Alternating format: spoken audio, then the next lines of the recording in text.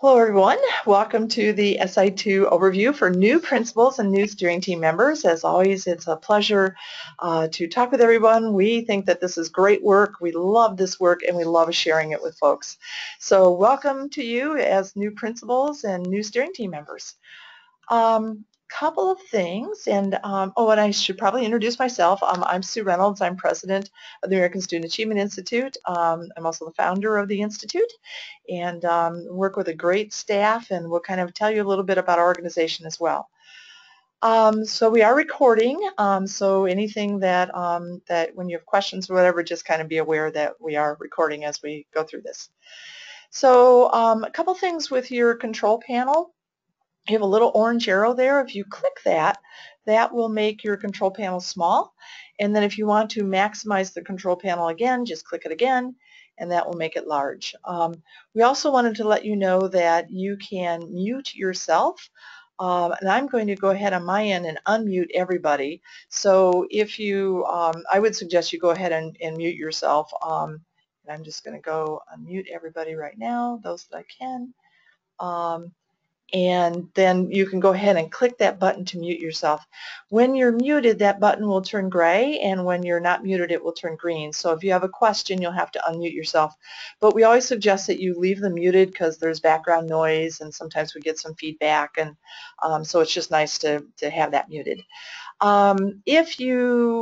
If that button is not operational for you, it's maybe because you haven't entered your audio PIN, and I just sent that to you. It's also on your control panel, and that would get entered into your phone so that you have the ability to mute your phone, and also that when you speak, we know who's speaking. So, okay, let's see. So here's today's topics. We'll start out with just a very quick introduction about what is ASA and what is SI2. Then we'll talk about the process that we've developed over the last 20 years to help schools improve. We'll look at the local discussions that you'll be having this year with your School Improvement Council and your students. And then we'll specifically talk about your leadership and the support that we provide for your leadership. So this is really just a broad overview. We know that at the end of this webinar, you're going to have questions. You may have questions tomorrow, and when we get down to the leadership support, you'll find that we have on-call support that we take very seriously. So when you have questions, there should always be somebody that can answer those questions right away. Okay, so what does ASA? We are a nonprofit organization. We were founded in 1996, but we incorporated in 2000. So we've been around almost 20 years. We're located in Bloomington, Indiana, but we have a virtual office, so we're kind of all over the state. The support specialist that you'll be working with, Tina Weissman, is located in Otwell, Indiana, in the southern part of the state. Our organization's mission is to raise student achievement and close achievement gaps. Very, very easy. Our expertise, though, is in data-driven systemic change. And we also really like creating grassroots movements, and the initiative that you're participating in, the School Improvement Institute, or SI2, is one of those grassroots movements. We have about 60 SI2 schools across the state, and all of those schools are talking about using data, having high expectations. So, you know, we really view this as kind of a grassroots initiative.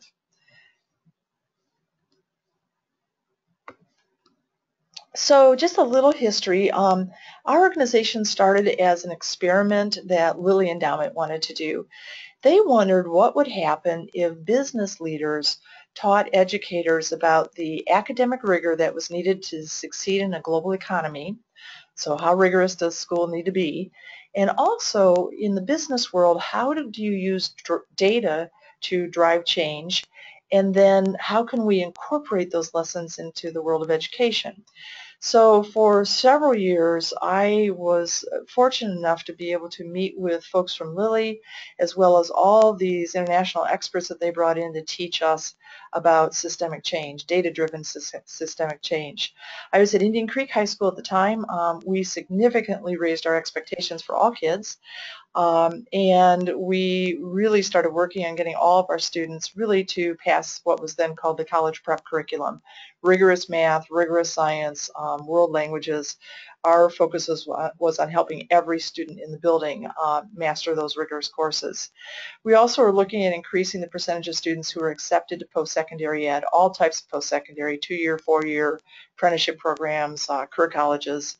So we really raised achievement at our school, and it occurred to me that the lessons that we had learned through this whole process with Lily were valuable to other schools. So just as a hobby, we started meeting with other schools in '97 to talk about the lessons that we had learned and to kind of teach other schools, our lessons.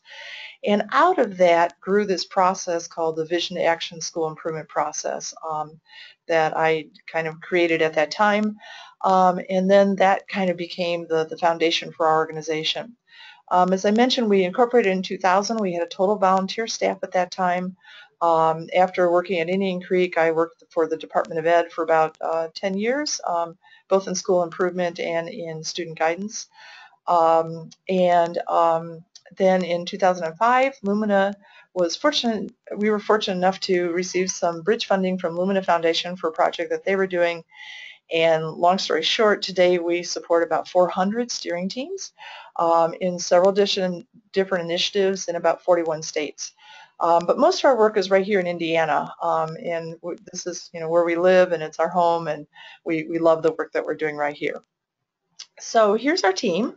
You can see it's a small team. We work very efficiently, but the fact that we have a small team also allows us to turn on a dime, and we do great work with this team. It's a wonderful team. So Tina Weissman is the person that you'll be working with. Tina was a strategic planning specialist for us for many years in our beginning, and did some other work and came back. And actually, she's only been back with us for about 3 days. So she's kind of getting her feet on the ground, and we're just really pleased to have her.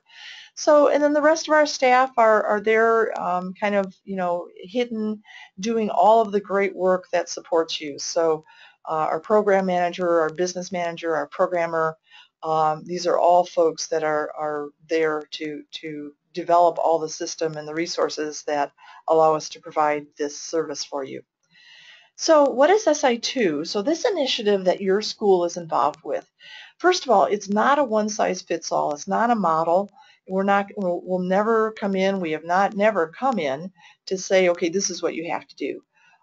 We don't believe there is a one-size-fits-all model. If there were, everybody would be using it, and we'd have incredible achievement in every school. So there's not a one-size-fits-all model. So what SI2 is it's a process. It's a vision-based process where you're going to talk about your dreams, and then we're going to really look at data to figure out where you need to go. That process that we've developed that will help you do that is called Vision to Action, and it helps schools and communities discover where they want to go and how to best get there. So in past years, we've talked with your faculty and your students in your community about global economics, about post-secondary admission requirements, about their dreams for kids. And in your schools right now, you have dreams, you have goals, and then you have the steps to reach those goals. So we'll kind of go through that all today in this presentation. So another thing I think is really important to realize is that because SI2 is not a one-size-fits-all, it works in all different kinds of environments. So we have SI2 schools that are urban schools in Indianapolis, in East Chicago. We have small town schools, little tiny towns and cornfields, in rural towns. We also have done this in elementary schools, middle schools, high schools, career centers. We have very high achieving schools. We have some schools where every single student has passed I-STEP. And then we have some very low achieving schools. We have some very affluent schools and some very low income schools. High minority rate, low minority rate. The reason this works everywhere is because it's not a one-size-fits-all model. It's a process where schools discover what is best for them and where they need to go. Okay, a couple things that our process is based on.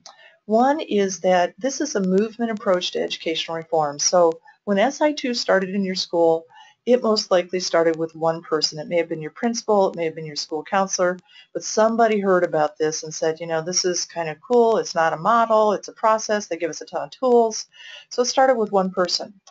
That person then brought in mutual support. That became the very first steering team that was in your school. And then they brought in a council of community people, of every student in your building, every teacher in your building, and started talking about public issues. You know, what are our goals? What's getting in the way of our goals? They really made this into a public issue. And because of that, when this works really well in schools and we have all of these discussions, what we end up with is cultural change. It's a culture of high expectations. It's a culture of no excuses. It's a culture of rolling up our sleeves and doing whatever it takes to raise achievement. It's really cultural change. It starts with one person. We keep adding more people and more people on, keep having lots of discussions, lots of different perspectives, and it ends up being cultural change. One other thing that we thought it would be good as a new person to SI2 for you to understand is that this is the change formula that our whole process is based on.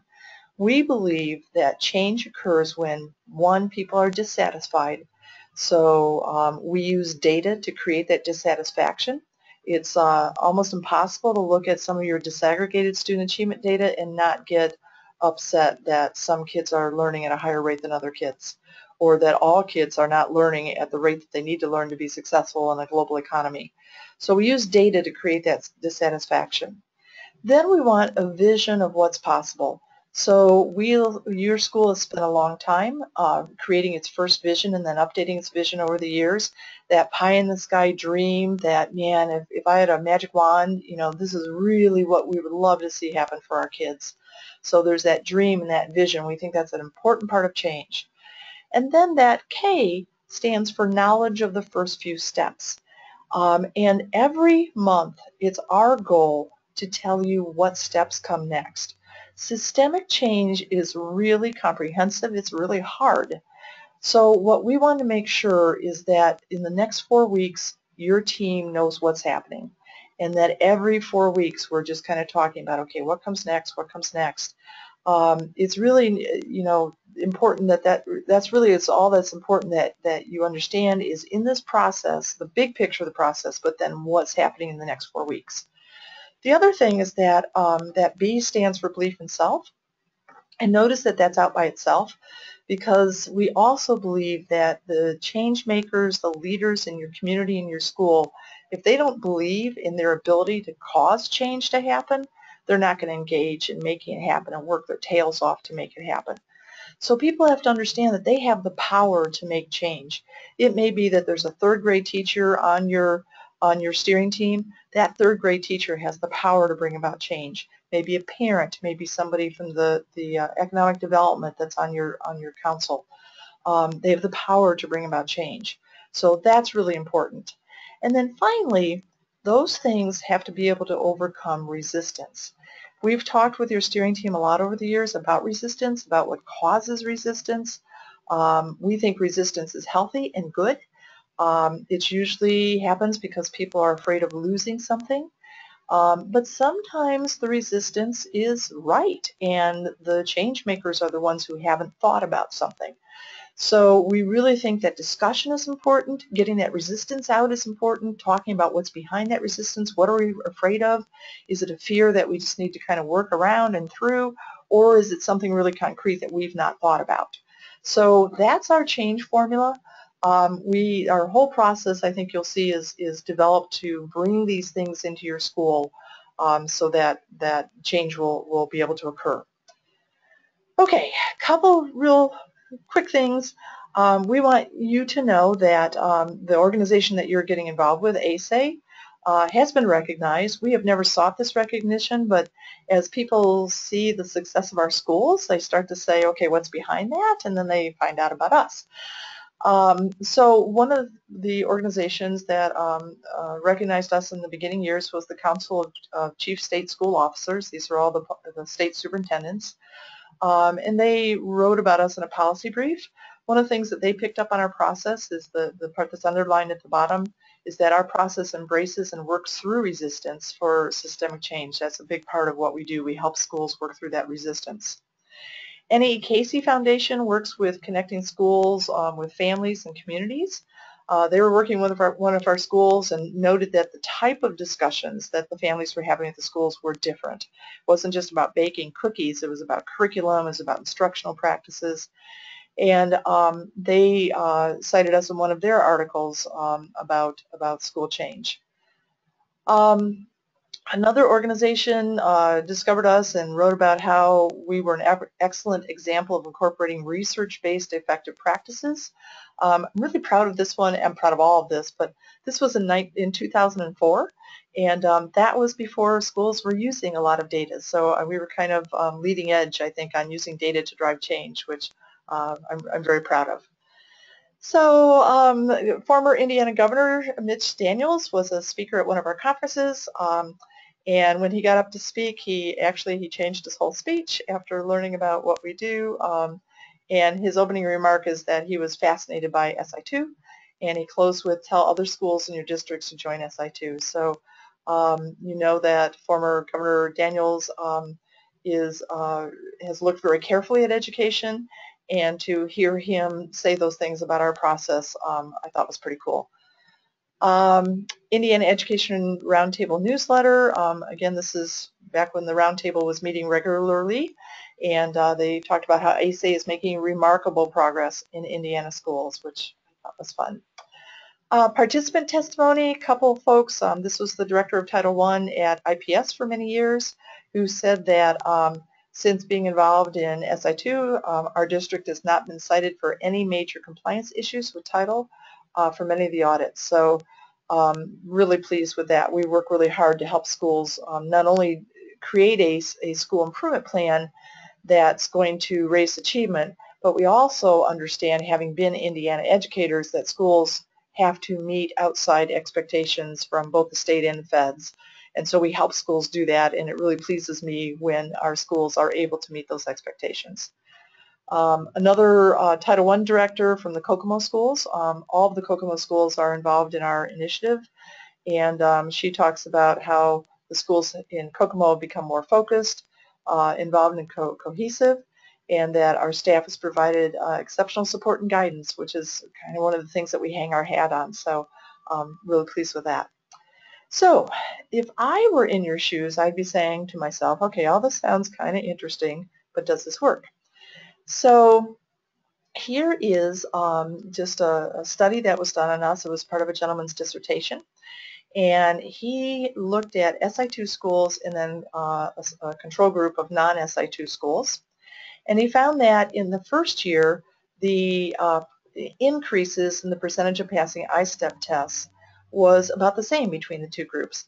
And that's actually made sense to us because our first year that your schools have already been through is a planning year. So our schools at that point had not implemented anything. But look at what happened with 1 year of implementation of the interventions and then 2 years of implementation. Then we started seeing some significant differences in the change in the percentage of passing I-STEP tests. So really pleased with that. I think that's really a good indicator that our schools are finding the right interventions to raise achievement in their schools. This was a more recent study. This was based on data taken from DOE's website, again on the increase in the percentage of passing I-STEP tests. And our tests were, the percentage was 42% higher the gains were 42% higher in SI2 schools. So again, really pleased with that. Our staff works really hard, I work really hard, and our schools work really hard. And if we weren't seeing that kind of data, you know, I would think we were all working for nothing. So that makes the work worth it. Okay, so let's talk then, how do we do that? How do we go about getting those increases? So This is what we call the vision to action process. I'm just going to run through this very quickly. So it started with just getting ready. Your schools have already been through that. We're going to update parts of that this year. But you've created a steering team, you've delegated tasks among that steering team, and you've collected data. All of our schools in SI2 did that last year. They updated all of that last year. So that is pretty recent in your work. Then the first thing we did in all of your schools kind of did a refresher on this last year.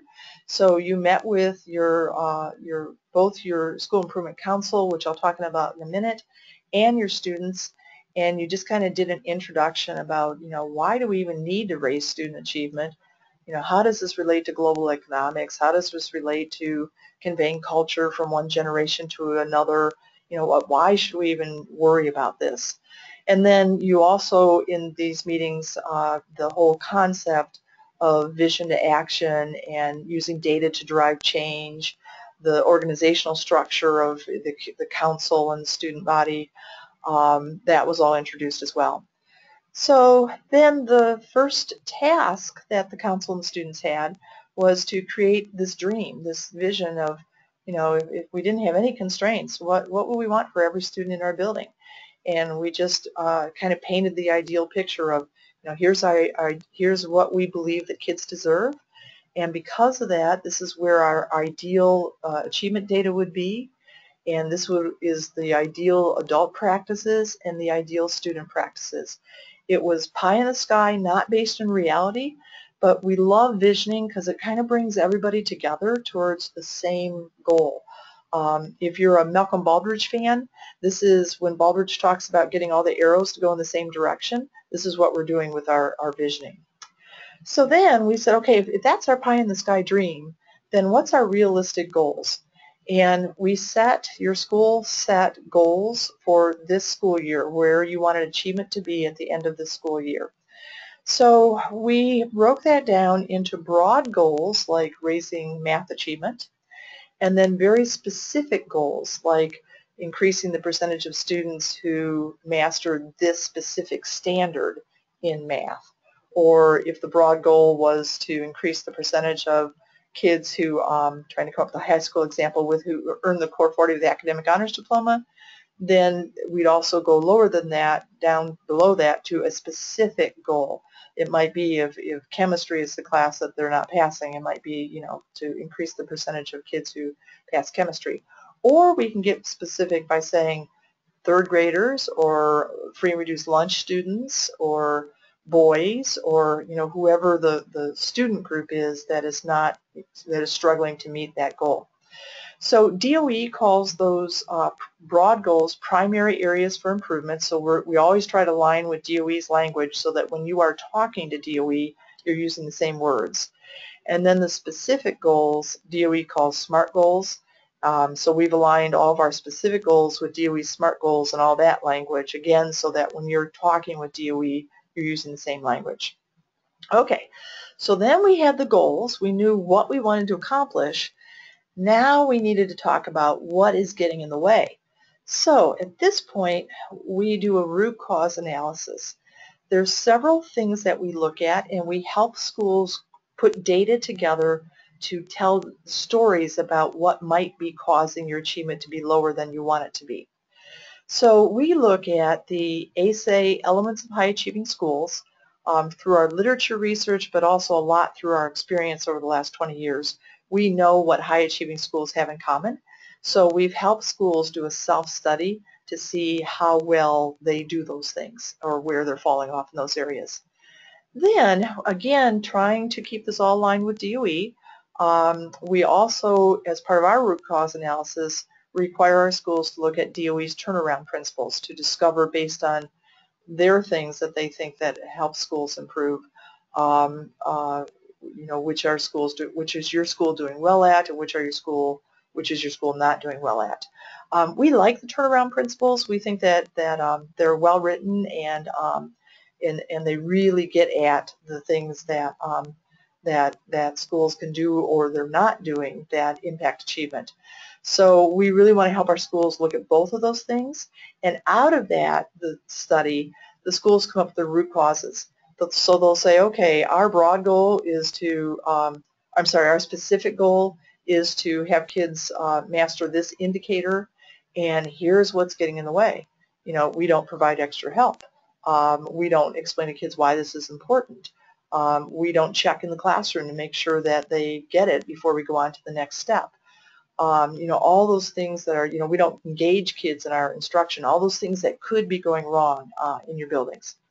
So, okay, so we do the root cause analysis. Then once we know what's getting in the way, then we say, okay, what are we going to do about it? So kids are not engaged in our instruction. We don't provide extra help. What are we going to do about it? And that then comes to our intervention step. And everybody, the kids, the community, the teachers, everybody's talking about the fixes. When we come up with the fixes, then we collect baseline data so that as we put in the fixes, we can know if the fixes are having the impact that we want them to have. We also create to-do lists. You know, we get those interventions selected and then all ready to go. So your council and your students are involved in that discussion. I love having that discussion with the students. Then when it gets to implementation, the kids are thinking, oh yeah, this is what we helped to decide our school is going to do. And we've discovered that the kids know what needs to happen. They are just amazing. They won't like use the word differentiated instruction, but they will describe every aspect of differentiated instruction, and they'll tell you that this is what we need. You know, they're not, they get it. So we love having kids involved in that discussion. Okay, so that is the last meeting of your council, was the last meeting of your council last year. And then the last thing that happened was your steering team decided, okay, to put these interventions in place, here's the training or the professional development that our teachers are going to need or the parents are going to need or whatever. Here's a calendar, and oh, by the way, this is going to cost some funding. Here's how we're going to get that funding. Or this is going to take time. Here's how we're going to get that time. The biggest resources we think that schools need are time, maybe more than anything, and then funding. So schools have to figure out how to get that to support their interventions. So that's this last step of the process. Okay, one thing I forgot back on the intervention step, when we're exploring best practices, looking for interventions, we call it shopping for interventions. We also provide a statewide conference with 60 breakout sessions of some of the best interventions that we've seen in our schools. This year's conference is on February 17th. It's in Indianapolis. We also bring in 2 wonderful keynotes, like if you went to a national conference, that type of keynote. So you can see some of the keynotes that we've had in the past. Ruby Payne, Pasi Sahlberg from Finland, Katie Haycock from Ed Trust, Governor Daniels, Marzano. We've brought in some very good keynotes. We keep the cost of this conference at our cost, so it's not real expensive, but it's a great day. It's a fabulous day. So, okay. Then, one other thing about the process, and then we'll move away from that. This is a continual improvement process, so it's not like just something that you do and then you write the plan and it sits on a shelf. That plan is driving your school. So one of the things I wanted to point out is that when schools first get involved with us, they become a Cycle 1 school, and then it's a 3-year cycle. So the first time you're in Cycle 1, you do everything for the first time. You set up your organizational structure, you create your vision goals, force fields, all of that. And then you implement the next year, and that's the Cycle 2 year. And because we did a refresh start with all of our schools last year, we updated the process considerably. All of our schools this year, all of your schools are in Cycle 2. So this year, your schools will be implementing the plan that they wrote last year, and then they will be, and then during second semester, they will be updating the plan to turn it into the plan for the year next year, so for 2016-17. So you're this year implementing the plan you wrote last year, and then beginning in January, you'll start to write your plan for next year. So to write that plan, you'll be looking at new student data. So that will happen, we'll collect that data in October of this year. So you're going to be looking at that data, and then you're just going to ask everybody, are our goals still okay? Or based on what we know now, do we need to tweak those goals? Are our force fields still the areas that are getting in the way, or have we fixed those force fields and now we need to look at different areas? Are our interventions still the ones that we want? Are they working? Are they still related to the root causes? You know, so we're just kind of like saying, okay, given who we are now and what we know now, based on this new data that we have, does everything still make sense? And if it doesn't, then we just tweak. Once we have those things tweaked, then we prepare to implement. So we're looking at professional development again. We're looking at securing resources and all that. So that's cycle 2 and cycle 3. So this year you're in cycle 2. Next year in cycle 3 you'll do the same thing. And then you rotate back to cycle 1. And in cycle 1 years we do a full update, including doing the force field surveys again, which let's not worry about those now, but it's a really kind of a cool survey. And we'll talk about that when you get back to cycle 1. So it's continual 3-year cycle. You know, and this year you guys are in your annual update. So you'll implement, study new data, and then tweak. Okay, so let's talk about these discussions. I've been kind of alluding to them. I think personally that this is why our work is so successful in schools, is because of how many people we get to the table to look at that data and to figure out what to do. So there's 2 groups that are meeting to have these discussions. The first one is your School Improvement Council. So the School Improvement Council, we believe, should be open to anyone who cares about what's happening in your school. So one of the requirements for DOE is that there needs to be teachers and parents and community members. We'll make sure that you have that. But we invite everybody. Every parent in your school could be part of the council. All of your local businesses, all of your teachers. We really hope that all of your teachers are part of this council. So it's a big group. You know, it could be a big group. I want to assure you that when you're having these discussions, we're going to give you all the resources you need to have that discussion and also to bring a large group to consensus quickly. So I'll show you those in a sec, but everything's there that you need. Also notice the light bulb that's on the screen. Your council are thinker bees. They're not worker bees. They come to a series of discussions. They give you their ideas. They don't have any homework to do. There's no prep to do. They just come, they listen to you, they look at stuff, they look at data, then they give you their ideas. It's really important that this is a broad-based group so you get lots of different ideas from all different parts of your community. So, okay, here are the discussions. You can see there's 5 discussions. The first one that you'll participate in this month, this year will happen next month, and that's just to get this year's interventions kicked off and make sure everybody knows what they're doing and everybody's psyched and, you know, ready to go and eager to get that implementation in place. Then in December, we'll look at those interventions to say, you know, did they get in place? Are they in place with integrity? Do we need in-flight adjustments? So after implementing them for a semester, we'll study them. Then in January, we'll update your goals. In February, we'll update your root causes, and in March, they'll talk about interventions and update those.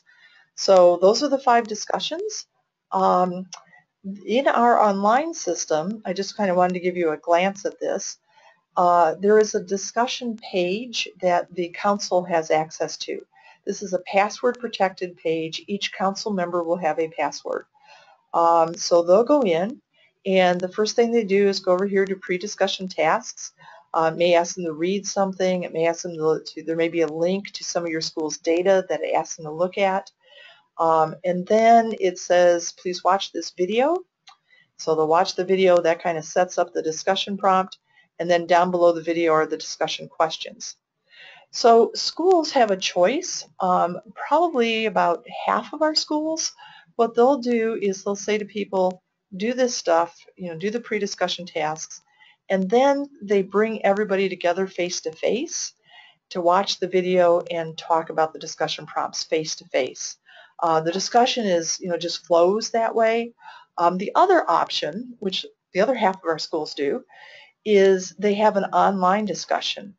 So you can see, down here, if I could scroll down a little bit more, everybody's comments would be here like this. So this discussion was what do all students deserve in order to be successful learners? And Jane Doe said a rigorous curriculum. 3 people agreed with that. Joe Smith said they deserve extra help. 15 people agreed with that. So there's a lot of support for that thought. And they deserve high expectations. So far, nobody's agreed with that one. So we've set this up. It's kind of like Facebook, that people can, just post their thoughts, and then other people can agree with them. They can have discussions, online, just like, you do with Facebook. So if a school is in a situation where face-to-face meetings are really difficult, this gives you a way to have a virtual meeting. We think the face-to-face meetings are much richer, but we also know how time is a constraint and that it's hard to have meetings. So again, we would suggest that these 5 discussions happen face-to-face, but if not, you've got a tool where they can happen virtually. The other thing that's nice about this is that there's no prep on your part. You just go in and say, read this stuff, and a lot of times it will be linked to your school's achievement data or your school's force field data, or to some comments that the students have made. We'll talk with the kids first, and then we'll put their comments up, and we'll say, okay, here's what the kids have said about this. What do you think about this? And then, you don't even have to prompt the discussion, because this video will do that. So we tried to make this as easy as possible. Okay, so for the student body, those discussions work a couple of ways. I think probably 99% of our schools have whole school breakouts. So they'll say to their teachers, okay, second period teachers, or to all the teachers in the building, this is what we'd like to have discussed. In most of our schools, it's actually students who lead the discussions. In a lot of our schools, the teachers actually go out and stand in the doorway, so they're there for discipline purposes, but they want this to be student run, and we like it when this is all student facilitated. We will provide everything you need to train the students to facilitate these discussions. You can see the discussion that these kids are leading is what all kids deserve to be successful learners at school. And you see what the kids in their small group have said: one-on-one help, more hands-on learning, safe environment, listening ear, they want to have fun, time to ask questions, just basic stuff that the kids know they need. Other schools have decided that they don't want to take instructional time for these breakouts, and so what they've done is turn them into writing prompts. Same outcome. You're going to get ideas from kids, but just a different way to do it. Okay, here are the student discussion topics. Describe the ideal teacher, describe ideal students. These are things that your students have already discussed and are in our system. Okay, and then this is the other part of the organizational structure. I just see that improvement is spelled wrong there. That's a typo. But your school improvement leadership, and that's you. So you're participating in this webinar because you are either a principal or you're on the steering team. So the steering team is the change management group. The steering team is made up of the principal, 2 teachers. In middle schools and high schools, we want one of those teachers to be a math teacher, a school counselor, a parent, and somebody representing economic development. So that is either somebody in charge of human resources at a large company or somebody from your economic development council. That's really important. And then this group, there are the school improvement managers. They're not the decision makers. The council are the decision makers. They are the managers. So notice the B there. That is because these are the worker bees. These are the behind the scenes people that's making everything work. School improvement is a lot of work. We have set up our structure so that work is divided among the 6 steering team members. So one person's in charge of achievement data, another person is in charge of root cause data, somebody else is facilitating all the discussions of the council, another person is taking all the council input and coming up with a consensus statement for the council to discuss then. Another person, their only job is to work with the student body. They don't have to worry about any other part of this. And then the last person is helping with the intervention development and making sure that everything is all the, I's are dotted, T's are crossed. They're really focusing on that. So this is something also that I think has made our school successful. Is I feel like we have the organizational structure just nailed to make the work manageable for schools and to not put all of that work on one person's back. So each time we do a training, we'll say, okay, this month, if you're the achievement data person, this is what you need to do. Or if you are the achievement data point person, this month you don't have anything to do. So each month each person has their own little task. Okay, then here's how we support that leadership team. So this is the support that you can expect from us this year. First of all, we provide, I think, some pretty good training. We do that training two ways. Each month there will be a video that we send you at the beginning of the month, or actually it's at the end of the previous month. Those videos are going to go up for the coming month. They'll go up tomorrow, or probably Friday actually. But your steering team will watch that video. We love it when the steering team watches that video together so that then they can talk about the month's activities. And then about 4 or 5 days after that, we do an online learning community that the steering teams participate in, and we're there then that they can say, I don't really understand this, or I'm starting to get some resistance here. They can talk to us, they can talk to the other schools, did this happen in your school? Or, has anybody heard anything about this? So it's just a great, very informal, just a great discussion between a lot of schools to get help from us and to get help from each other. We also celebrate successes in that time too, so that's kind of fun. So I've put on the screen the dates for this year's learning communities. There was we do a monthly email to all steering team members. The dates were in those emails. We try to only email you once a month because we know your inboxes are just crazy full. But you've got that, and then this year we're going to start archiving all those discussions. So if you do happen to miss one, you can come back and watch to see if anybody had any pointers that would be good for you. So we do that monthly. That's how we train the steering team. We want the steering team to be experts in system change. They're the go-to person. We will never come to your school. Tina will never come, facilitate anything in your building. Instead, we're helping your local folks become the experts so that we have experts in the building on systemic change. Okay, so another thing that we'll provide for you this year is on-call support. There's Tina. Again, Tina worked for us for many years, several years ago, and it's just returned to our staff. We're thrilled to have her. And Tina, I don't know, do you want to just jump in and talk a little bit about your background? And I'm sorry, I'm kind of putting you on the spot here. You'll have to unmute yourself. We can hear you. I am, I guess, kind of a product of reduce, reuse, and recycle. I've been recycled several times now, as you can tell from the color of the hair.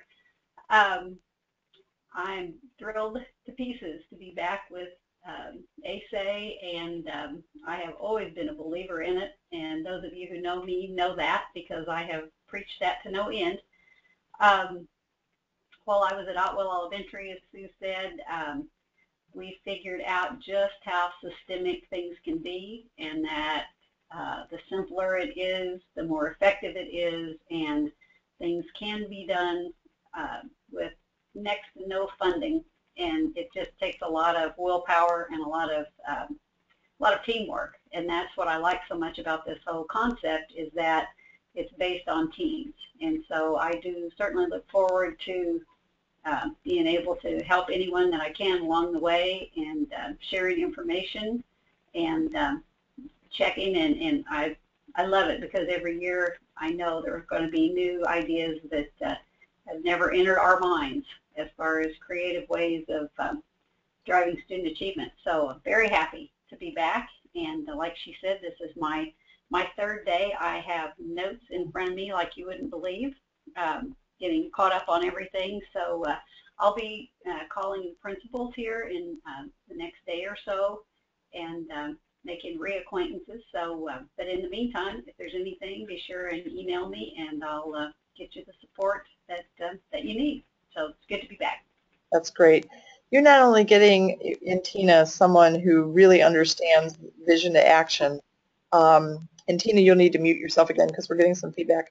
But Tina was also a dynamite principal. You may be aware that Otwell Elementary has received tremendous awards. They were, I've had years where like every student in the building has passed ISTEP. So just a fabulous. They were really the first school that we were familiar with that started doing frequent classroom assessments and reteaching some kids who weren't mastering standards. And they kind of invented that. There was nobody doing it. They just thought it up themselves, and it was really pretty cool. So we're just really glad to have Tina. You've got a really good resource in her. So okay. Another thing that you'll receive from us to support your work is the school improvement management tools. We call that our online system, the SI2 online system. So when you hear Tina talk about the online system, it's this collection of management tools. So just want to kind of really fast go through this. The welcome page, that's when after you log in, and Tina can, if you're not sure how to log in, ask your other steering team members, or Tina can help you with that as well. So you log in, you see a page like this, and I just want to point out some of the areas. If you can see back over here on the left, there's an SIP uses tab. When you go to that page, it looks like this, and what I wanted to show you is that we customize your website to meet your needs. So if you are a title school, you check title, and we drop in all the title requirements for school improvement planning.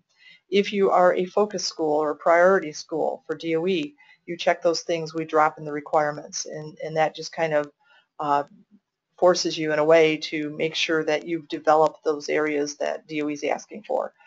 The annual measurable objectives, we ask you, which student groups did not meet AMO, so that we can make sure that your school improvement plan is addressing that. Okay, so that is the uses page. Another part of the online system I wanted to show you is the steering team manual. This is just a collection of guides and tools and templates that support your work with us. And you'll see that right now you're looking at the year 1 manual, but when you open up your system, the annual update will be the page that comes up, and that'll give you all the resources that you need for this year. And then this is the part that I think is the most valuable part of our online system. It's the process page. What we've done is I tried to write school improvement like a cookie recipe. So what we've done is we've said, okay, your first step, and again, this is the first year curriculum, but your first step is to get organized. Read this, watch this video, participate in the learning community, enter your SIP uses, then enter your steering team members. So you're just going down the list, and it's just a recipe for school improvement. We don't tell you what to do, we just tell you make sure that you're doing the process. Okay, so so that's the management page, and you can see as you do the steps, you just check them off. But again, it's just, it's so clear. If someone calls and says, what do? We say, okay, what's the next step on the process page? You just go to there. Also, you can see this is where you enter your work into the system. This is the report that prints out after the work is done. And then these are submit buttons. I'll talk about those in a minute.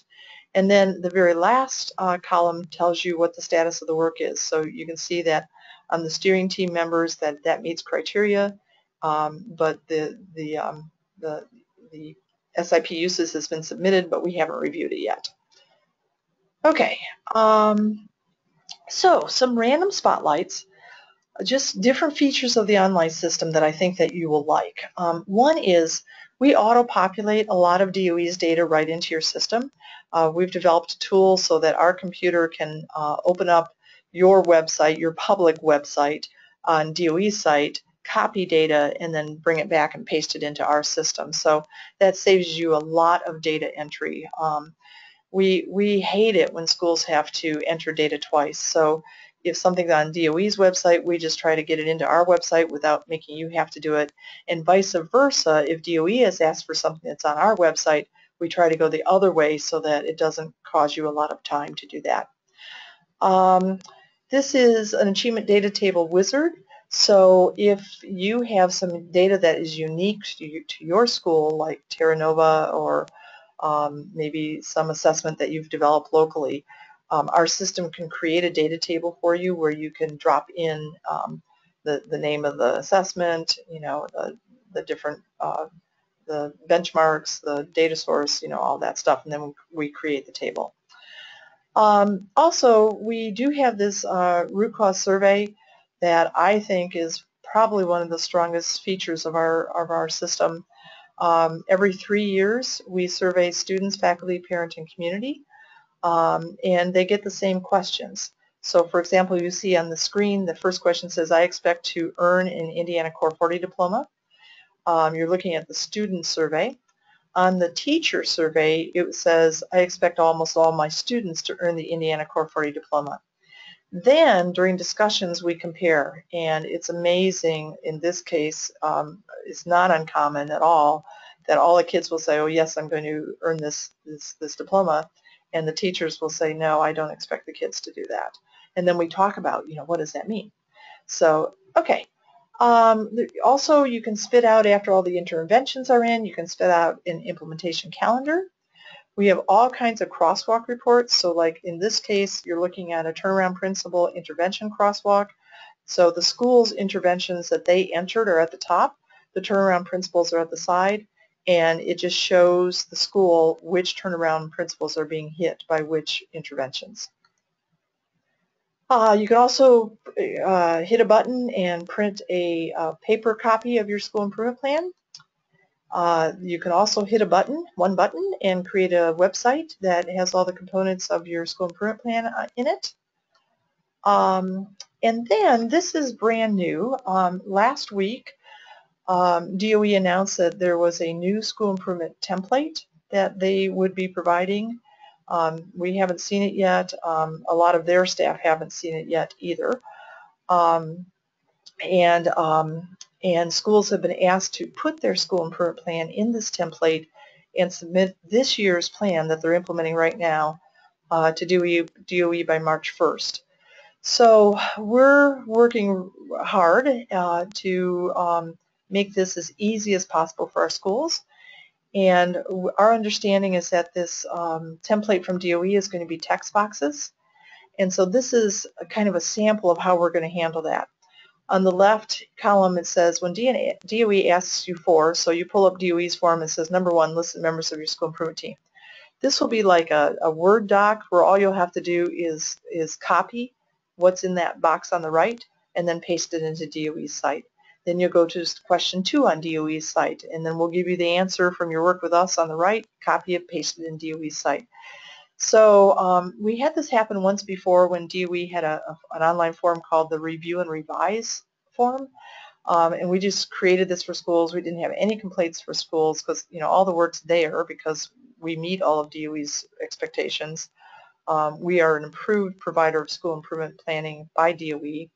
Any plan that we approve is automatically approved for PL 221. So we know all the parts are in there. It's just a matter of getting it into DOE's form. So we try to do this so it's as easy as possible. It's just going to be copy and paste.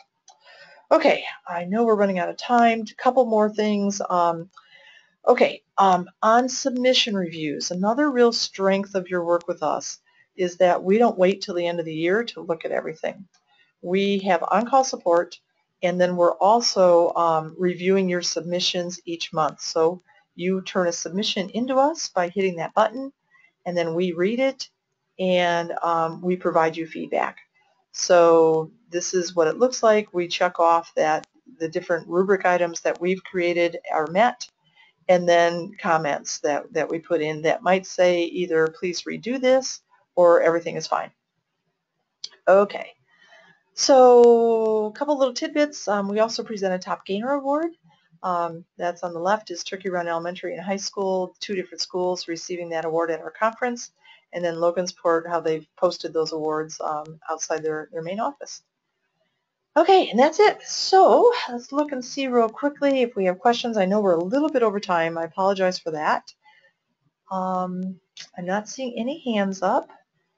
And again, if you have a question, just unmute and ask away. I'm not seeing any hands. Okay, so if you have questions after this, and I know we've covered so much, just call Tina. Just pick up the phone. We jokingly have this rule that we call the 5-minute rule, and that is if schools are ever confused for more than 5 minutes, they're required to call Tina. We know that you don't have time to be confused, so we want to be there when you need us. When I was in the schools, I was in public schools for 20 years, and I hated it when we had a consultant that we couldn't get a hold of. So we have made it so that Tina is not overwhelmed by schools. She should be able to just pick up the phone when you call or get back to you very quickly. So there's her email address, her phone number. Call her. We covered so much today. I know it's going to be fuzzy tomorrow.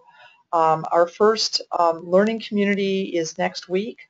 If you are not registered for that, and talk to your other steering team members about how to register, or call Tina. She can explain how to do that. So, okay, thank you everybody. I appreciate it. Appreciate all your hard work. And again, if you have questions, please, please, please call us. So thanks so much, and enjoy the rest of your afternoon.